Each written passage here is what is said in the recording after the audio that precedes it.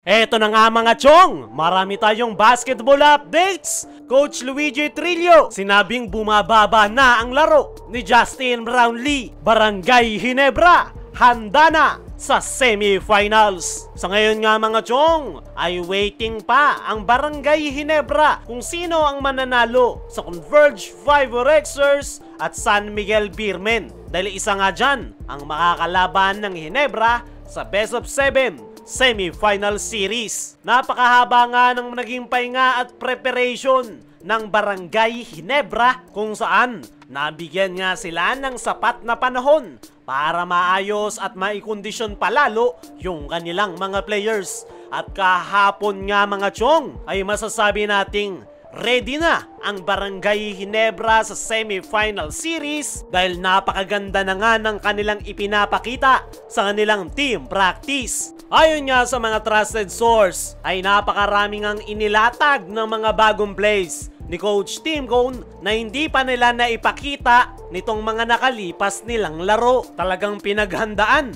ni Coach Tim Cone ang semifinal series kung saan mayroon nga silang mga plays na nakadisenyo kontra sa San Miguel Beermen, meron din para sa Converge 5RXers. Kung matatandaan nyo mga chong nitong mga nakaraan, ay present si Coach Tim Cone sa naging laro ng San Miguel sa East Asia Super League kung saan bigo yung San Miguel na makuha ang panalo at na-expose nga dyan yung kanilang weakness. At yun nga yung nasilip ni Coach Tim Cone at agad niya nga yung in-apply sa kanilang team practice at masaya nga si Coach Tim na maganda at nagagawa ng kanyang mga players yung kanyang mga pinaplano. Present rin si Coach Tim sa nakalipas ng Game 4 ng SMB at Converge 5RXers para pag-aralan ang dalawang kupunan. Kaya naman, sino man ang makapasok sa San Miguel at Converge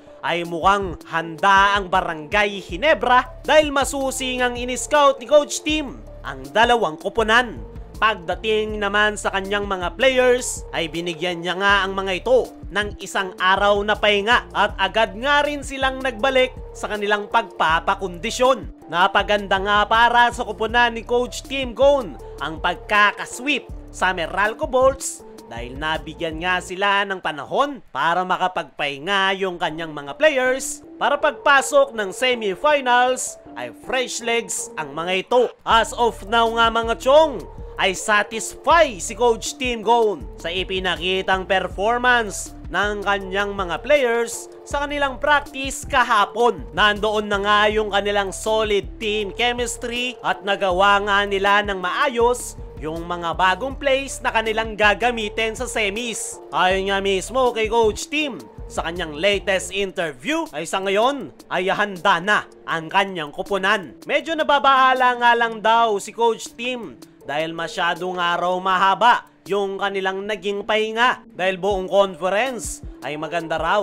yung kanilang itinatakbo. Baka nga daw masira yung kanilang momentum dahil sa napakahabang pahinga. Pero base naman daw sa ipinapakita ng kanyang mga players ay satisfy naman daw siya sa kanyang nakita. Meron pa nga raw silang ilang araw bago pumasok sa semis at gagamitin nga daw nila yan para puliduhin pa yung kanilang laro. Para sa akin mga chong, ay naniniwala ko na mas magiging maganda ang ipapakita ng Barangay Ginebra ngayong semifinals dahil bukod nga sa nabigyan ng pahinga yung kanyang mga players ay naayos nga nila yung kanilang mga problema. At the same time, ready na nga yung Ginebra sa Converge o San Miguel Beermen dahil talagang in-scout ni Coach Tim ang dalawang kupunan. Pero tignan na lang natin kung sino nga ba yung makakalaban ng Ginebra sa semis at kung may papakita nga ba nila yung kanilang magandang performance. Dumako naman tayo dito sa kabilang balita. Coach Luigi Trillo, sinabing bumababa na ang laro ni Justin Brownlee matapos ma-sweep ng Barangay Ginebra ang Meralco Bolts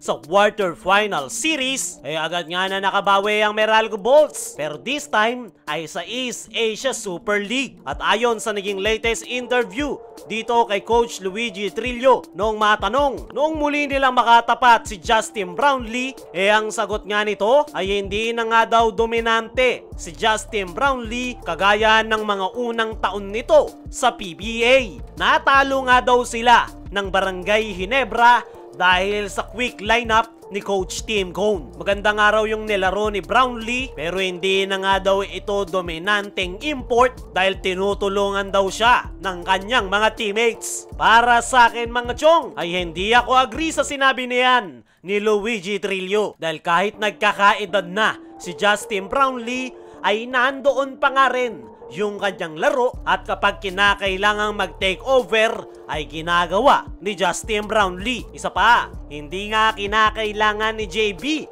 na maging dominante dahil nandyan nga yung kanyang mahuhusay na teammates at hindi niya nga kinakailangang pahirapan ang kanyang sarili. At the same time, hindi nga matakaw si Brownlee sa bola. Isa nga itong unselfish player at hinahayaan nga nitong mag-blossom yung kanyang mga teammates. At yan nga yung maganda kay Brownlee dahil hindi niya nga sinosolo yung spotlight. Pero kung kinakailangan talagang mag-step up ay ginagawa naman ni Justin Brownlee. Para sa akin mga chong ay nasira lang yung plano ni Luigi Trillo dahil ine-expect nila na si Brownlee lang ang kakamada sa Ginebra. Pero doon nga siya nagkakamali dahil mahuhusay nga yung players ngayon ni Coach Tim Cone kaya dumadali yung trabaho ni Justin Brownlee. Kaya mga chong, ano ang masasabi nyo kay Luigi Trillo na hindi na daw dominante si Justin Brownlee? Ano rin yung masasabi nyo ngayong handa na ang Ginebra sa semifinals? I-comment mo lang dyan sa ibaba.